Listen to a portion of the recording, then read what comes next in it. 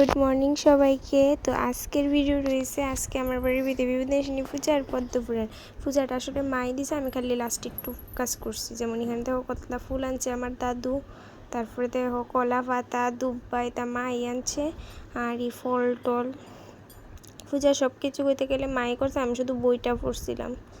দেখো মা অর্ধেকটা কাজ করে লাইছে, আমি কিচ্ছুই করতে পারছি না কারণ এই সময় আমি পড়তেছিলাম।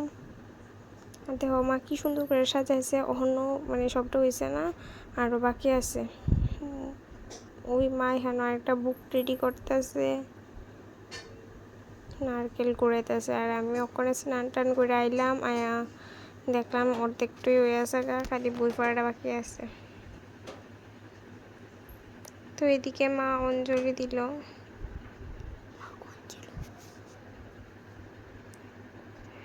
এরপরে আমি কিদানি করতে গেছিলাম তারপরে মা এদিকে কাশি বাড়ি দিল।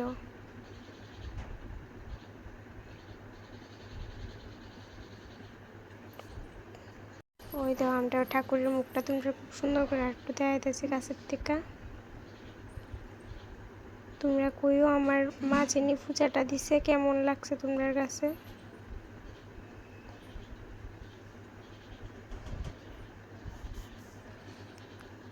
ঠাকুরের চরণে মা ফুল দিছে।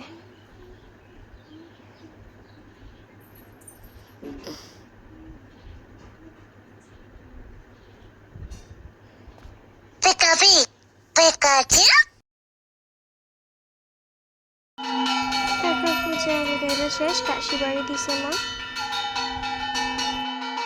আর এবার আমি বই পড়তে বসছি এখানে।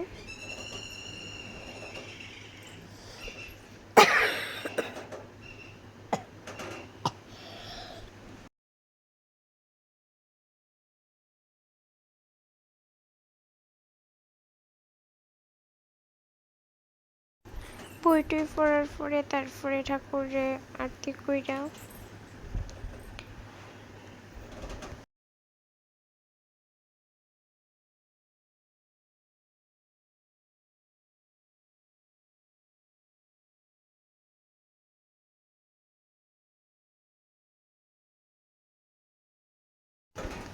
তারপর বাইরে বাসা নিলেগা আমি বাসায় মুছি, কারণ যেহেতু বইটা আমি পড়ছি। তো এখন আমরা বাইরে